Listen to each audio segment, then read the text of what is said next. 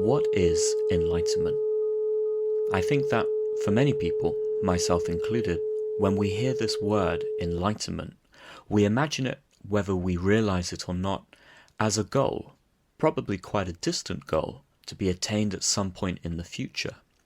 In other words, we understand enlightenment or awakening as something out there in the world that I'm in pursuit of.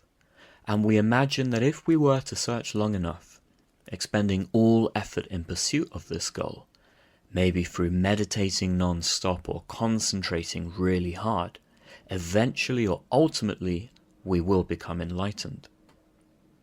Part of the benefit of Zen, perhaps its primary benefit, is that it flips this whole mode of thinking about enlightenment on its head. In The Way of Zen, published in 1957, the author Alan Watts attempts to introduce this very different approach to a Western audience, during a time when Westerners were learning about and exploring such traditions as Zen for the first time. Watts himself was a 20th century Western interpreter of Eastern spiritual traditions, and I found his book to be a particularly helpful, lucid, and often humorous introduction to Zen. Those who are aware of Watts's biography will know him to be a complex and at times controversial figure, whose personal life perhaps didn't always appear to be quite in line with the teachings he felt so drawn towards. I think, however, that this reminds us that Watts was human, and this makes him relatable. When we think of spiritual figures, the Buddha is a key example, we might have a tendency to think of them as very otherworldly beings, as people existing far above and beyond us and what we're capable of. But, as we'll see, what Zen does is to bring these lofty spiritual ideals back down to everyday life. For this reason, Zen has much to say to those who are immersed in the world, with all the opportunities and challenges that brings. In this video, I'm going to summarize Alan Watts's book. Nothing can replace reading the text for oneself, and I hope that this video encourages you to do just that. As I was making this presentation, it wasn't feasible to try and cover everything in the text. There is a chapter at the end of the book, for example, on Zen art, which unfortunately I haven't covered in this video, but I hope that you'll nevertheless find this presentation a useful and interesting introduction to the Zen tradition. Remember to like, comment, and subscribe. Your support for this channel will enable it to grow. I hope you enjoy the video.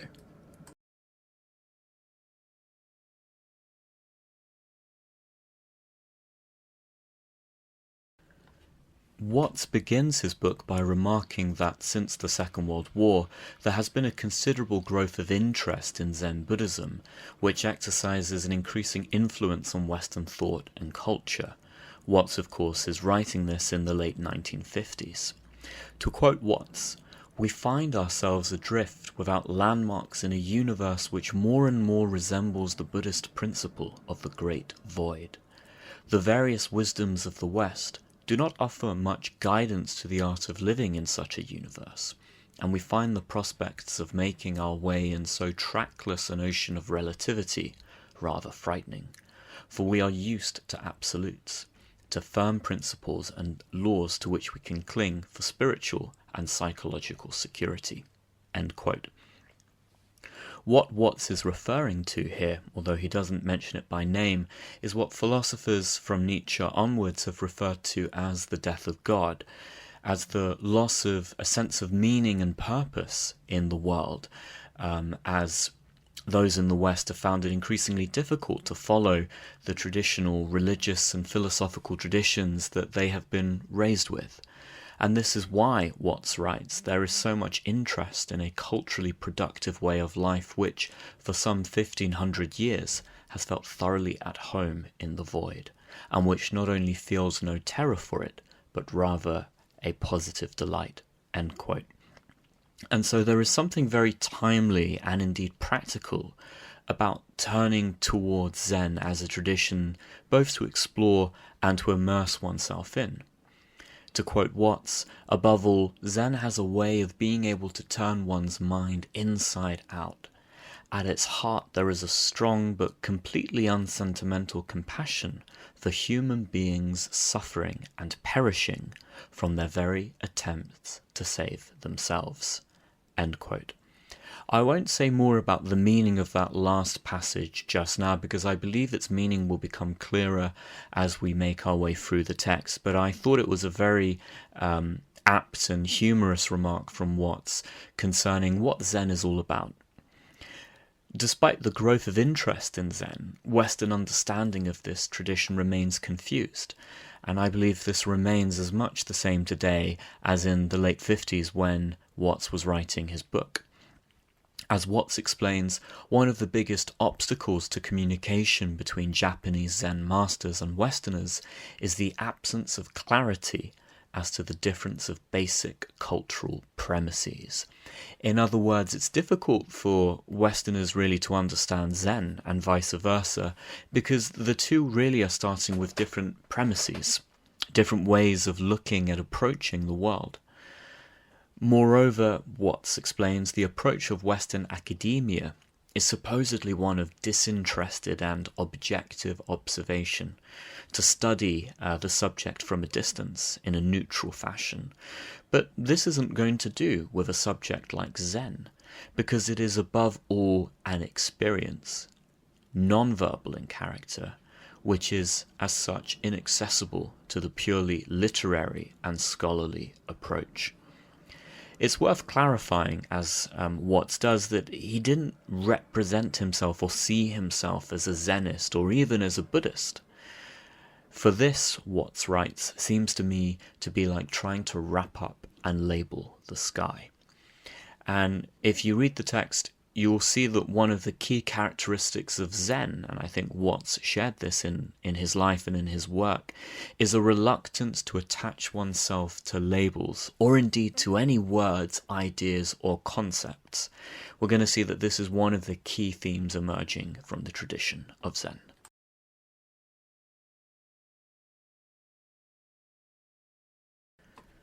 Now, Zen Buddhism is not religion, nor is it philosophy. It's not psychology, nor is it science.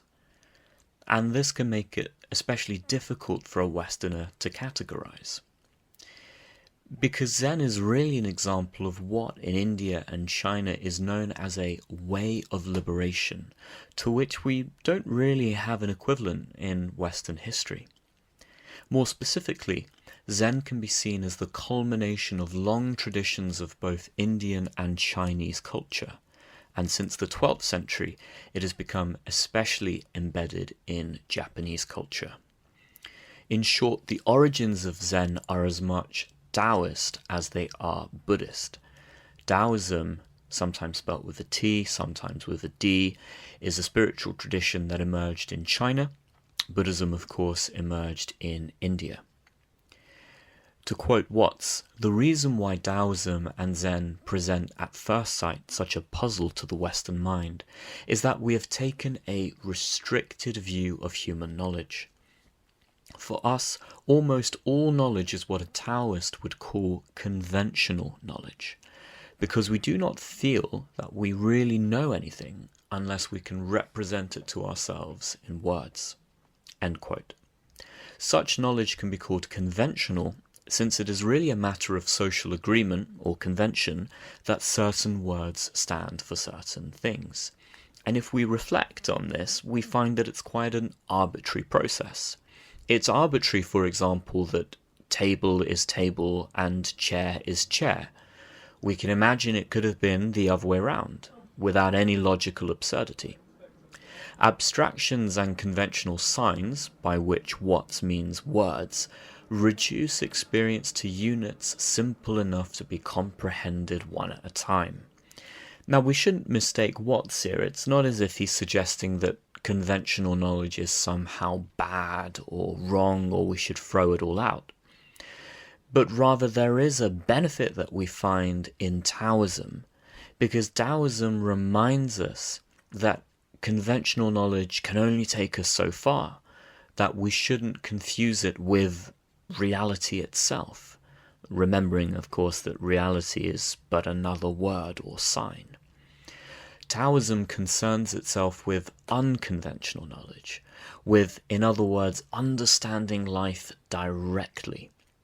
Life in terms of its raw experience, instead of in the abstract, linear terms of language. It would be a mistake, Watts reminds us, to confuse Taoism with anarchy. It's not meant as a revolution against convention. To be free from convention, writes our author, is not to spurn it, but not to be deceived by it. It is to be able to use it as an instrument instead of being used by it. End quote. In the West, according to Watts, we have sought to understand the absolute God, not directly, but essentially through conventional knowledge.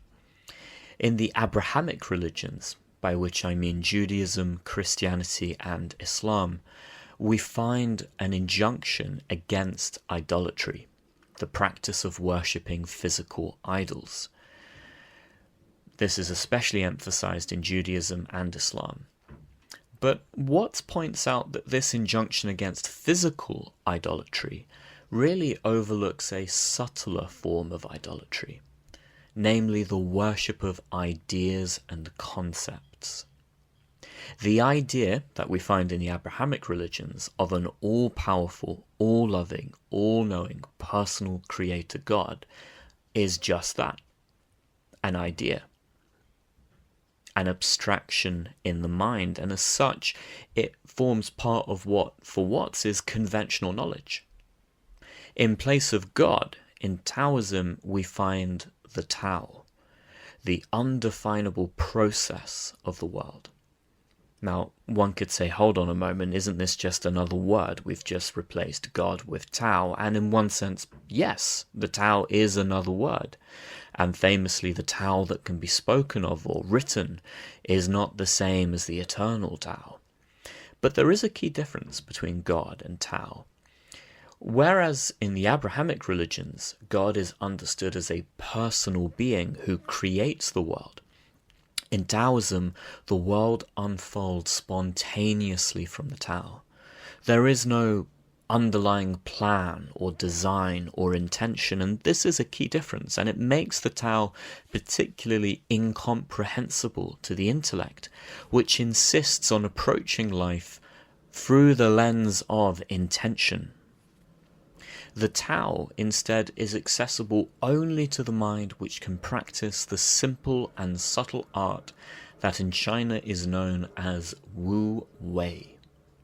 In English, this has been translated as non-action or effortless action, and these are very paradoxical and counterintuitive words: non-action, effortless action. This doesn't mean shutting down the mind or ceasing to act altogether. Instead, Wu Wei refers to the natural and spontaneous nature of the mind. Here's an example. This will be especially helpful, I hope, to those who play a musical instrument. You might play, for example, the piano, the guitar, the violin. And I'm sure that if, when you're playing the instrument, you start to consciously pause, as it were, and reflect on what you're doing, you're probably going to mess up your composition or your song. You find that actually you play best precisely when you are the most spontaneous, when you don't pause to deliberate or try and work out rationally what it is that you're doing. And this is essentially what Wu Wei is all about. This non-action, this spontaneity whereby one acts in natural accord with, as opposed to opposition to, the world. We're going to see that this is again a key theme emerging in our understanding of the Zen tradition.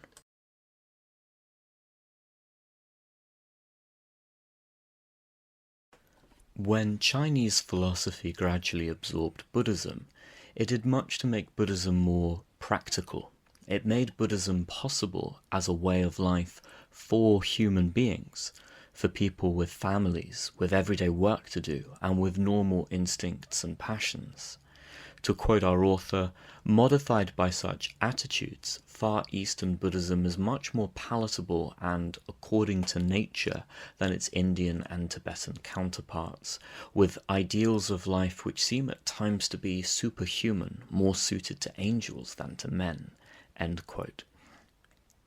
What we find at the root of Indian philosophy is its experiential nature. To truly understand it, one must have experienced liberation or enlightenment for oneself.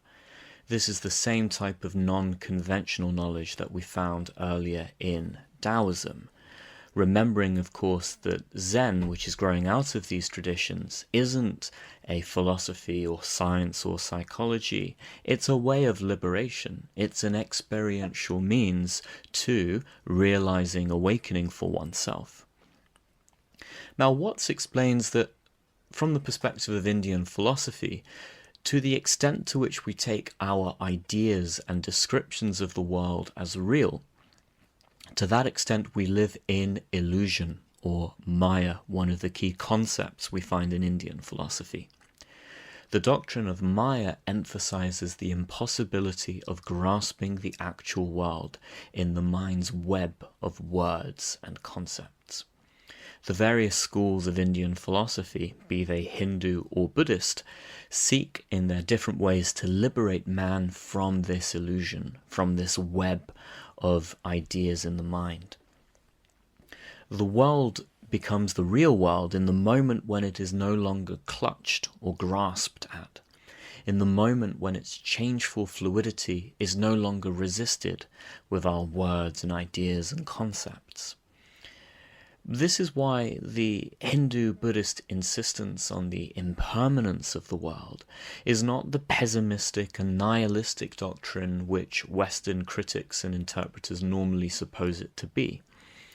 Nietzsche, for example, had such a reading of Buddhism. Transitoriness is only depressing to the mind which insists upon trying to grasp, to the mind which tries to resist this fluidity and change with its words and ideas. But to the mind which lets go and moves with the flow of change, the sense of transience or emptiness in fact becomes a kind of ecstasy. Now, Buddhists believe that around 2,500 years ago, Siddhartha Gautama experienced awakening or enlightenment following several years of meditation practice. From the standpoint of Zen, Watts explains, this experience is the essential content of Buddhism. The verbal doctrine is quite secondary to the wordless transmission of the experience itself from generation to generation. The Buddha's experience of enlightenment, in other words, of liberating himself from bondage to the ideas and forms of the mind, can't be expressed in words, since words themselves belong to Maya, to the world of illusion. So this experience is wholly ineffable. To quote our author, from the standpoint of Zen, the Buddha never said a word, despite the volumes of scriptures attributed to him. For his real message remained always unspoken, and was such that when words attempted to express it, they made it seem as if it were nothing at all. Yet it is the essential tradition of Zen that what cannot be conveyed by speech can nevertheless be passed on by direct pointing, by some non-verbal means of communication, without which the Buddhist experience could never have been handed down to future generations. End quote. It's interesting, just as an aside, to observe that many of the most historically significant personalities, we've mentioned the Buddha, but we could refer also, for example, to Socrates or to Jesus and many others, they never wrote anything down. Not a word. They shared their teachings purely verbally, or even, as we've seen with the Buddha, non-verbally. And in fact, there's a famous flower sermon, as it's known in the Mahayana tradition, of which I'll say more shortly, according to which the Buddha delivered a wordless sermon or teaching to his audience, the Sangha, by simply holding up a flower or a lotus to his audience. And according to the story, only one disciple, smiling, understood what the Buddha was getting at by holding up this flower and not saying anything at all. The Zen understanding of this story is that the Buddha was gesturing or pointing towards the sheer ineffability of existence. The fact that this moment, this very present moment, escapes any attempts by the mind to try and grasp it or clutch it with words or ideas. And really, we see this in the Buddhist practice of meditation. Because if meditation is about anything, it's about avoiding trying to grasp experience, but rather allowing experience to be, to pass without judgment. Buddhist practice emphasizes sitting meditation, and we'll see shortly that this plays a particularly important role in Zen. But this is not, in the Zen tradition, understood as a spiritual exercise, as a practice pursued for a goal. Because where there is purpose, where there is a goal, well, there you have seeking and grasping for results. And in the Buddhist understanding, it is precisely this seeking, this grasping, that lies at the root of suffering. Because only someone who is not truly at peace in the present moment is going to seek and grasp for something more. Now, the word Zen itself is the Japanese term for the Chinese Chan, which in turn is the Chinese term for dhyana, which is the Sanskrit word that has come down to us in English as meditation. But meditation isn't really a particularly helpful definition or translation, I should say, and in fact, Watts chooses, I think, rightly to leave it untranslated. Because when we hear the word meditation in English, we might think of maybe a contemplation, thinking things over in the mind, or maybe trying to concentrate really, really hard. But we're going to see that this is not at all what is meant by meditation in the Zen tradition. Instead, we can think of it as a state of one-pointed awareness. Alan Watts explains, it is one-pointed in the sense of being focused on the present. Since to clear awareness, there is neither past nor future, but just this one moment, which Western mystics have called the eternal now. On the other hand, it is one-pointed in the sense of being a state of consciousness without differentiation of the knower, the knowing, and the known. End quote.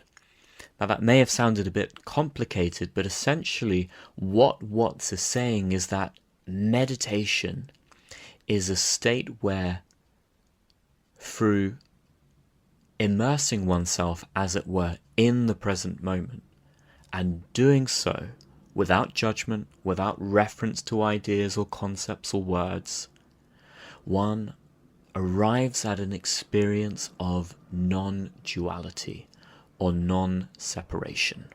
And really this lies at the heart, as it were, of the Zen tradition in particular. To truly understand the non-dual nature of reality is to realize that Nirvana, the Buddhist term for enlightenment, is not an object or goal to be attained.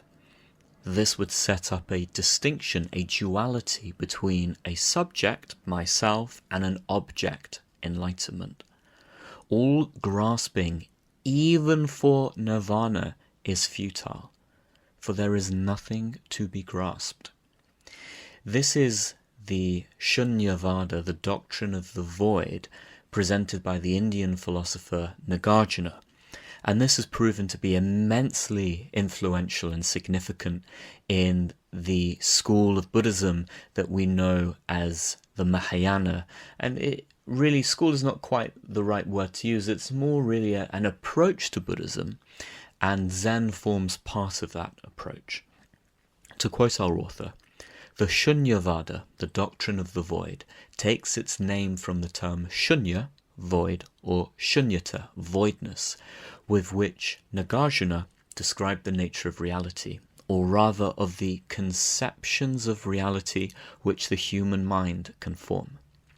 Conceptions here include not only metaphysical views, but also ideals, religious beliefs, ultimate hopes and ambitions of every kind, everything which the mind of man seeks and grasps for his physical or spiritual security.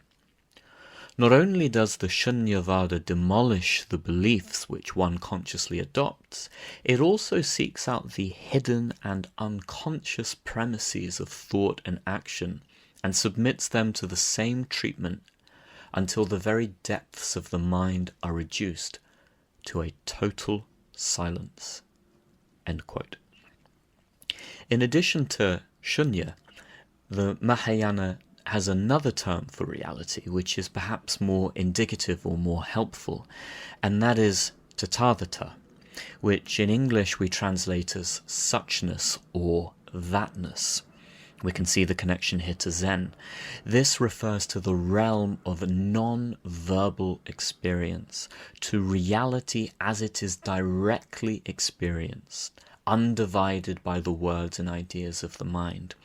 Think about the difference, for example, between describing to someone using words the experience of plunging into a body of cold water and actually plunging into a body of cold water. Those are two very different things.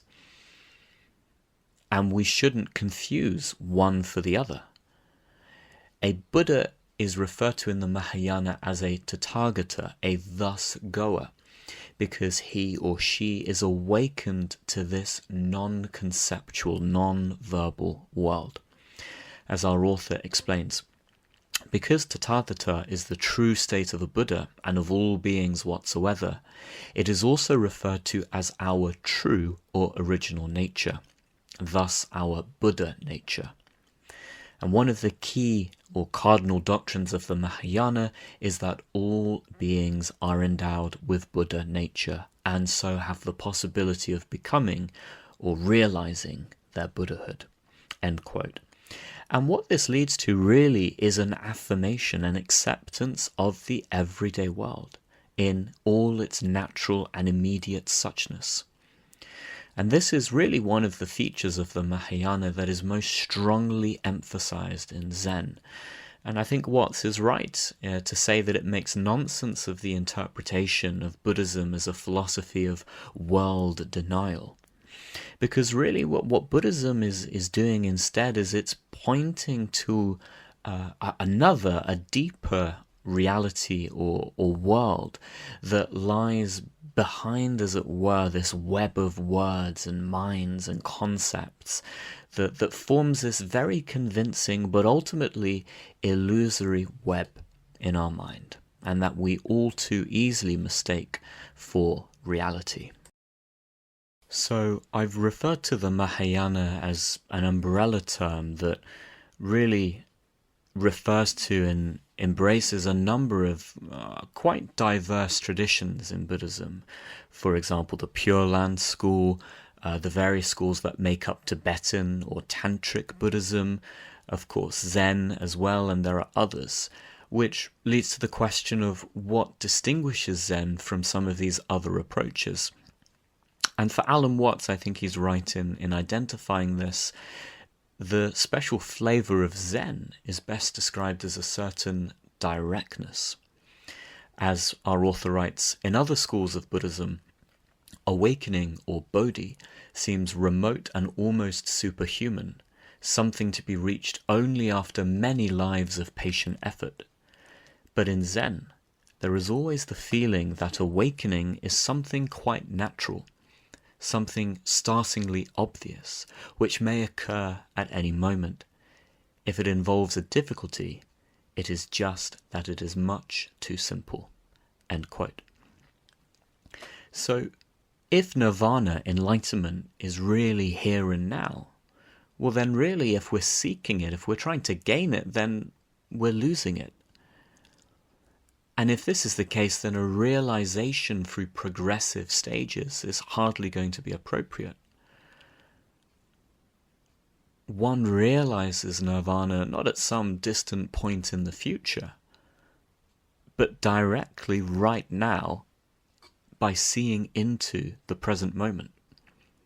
The attempt to control the mind, it should be clear by now from the Zen perspective, is self-defeating, since this is really a form of grasping, the root of suffering. And this is to overlook that the natural state of mind is free. This is, of course, the Taoist philosophy that we spoke about earlier of naturalness, according to which a person is not genuinely free, detached or pure, when his state is the result of an artificial discipline. End quote. And so really the true practice of Zen is no practice. This is the seeming paradox of being a Buddha without intending to be a Buddha.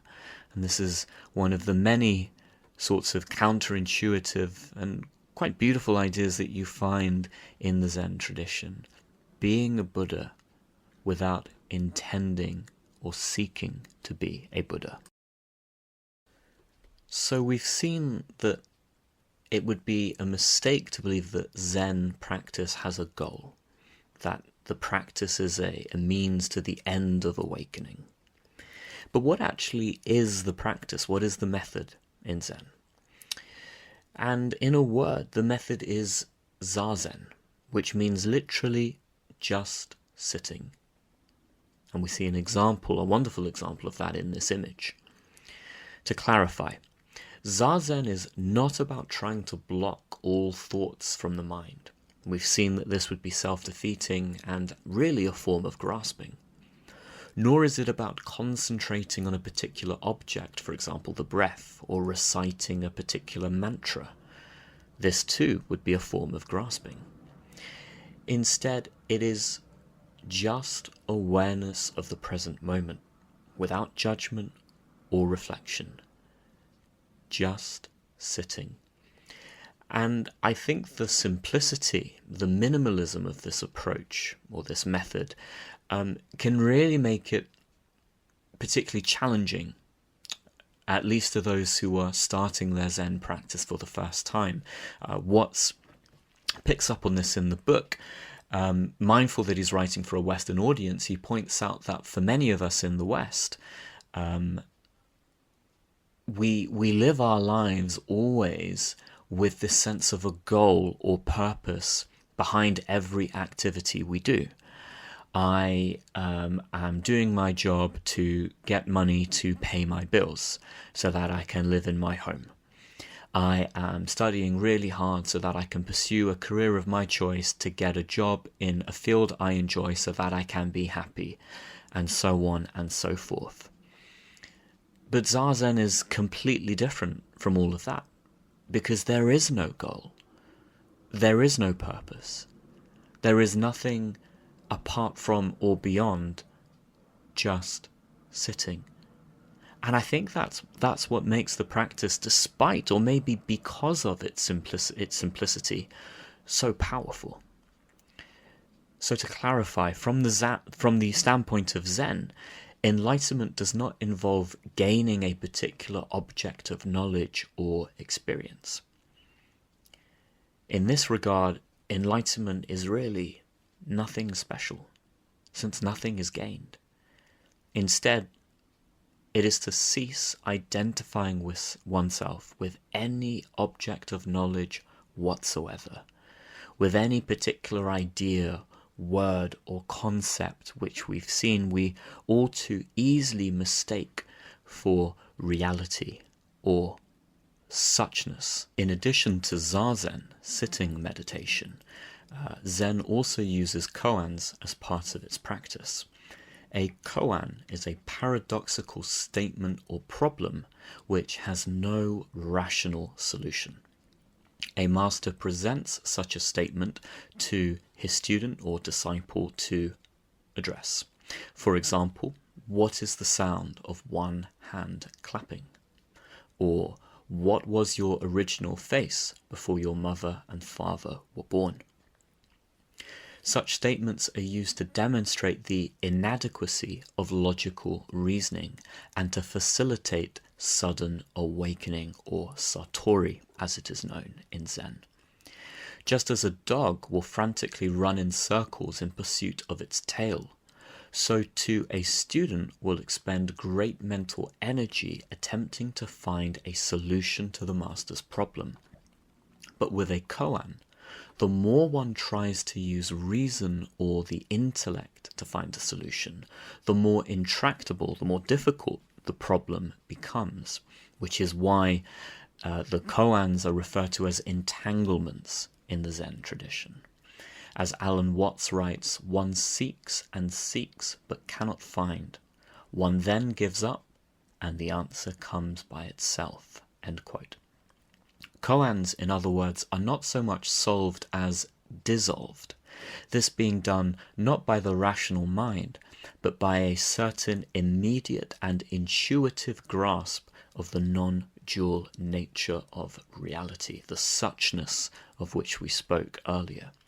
The answer, so to speak, presents itself precisely when we stop searching for it.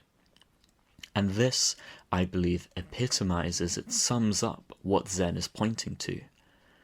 That which we seek, awakening or enlightenment, comes only after the mind exhausts all effort, all attempts to grasp itself.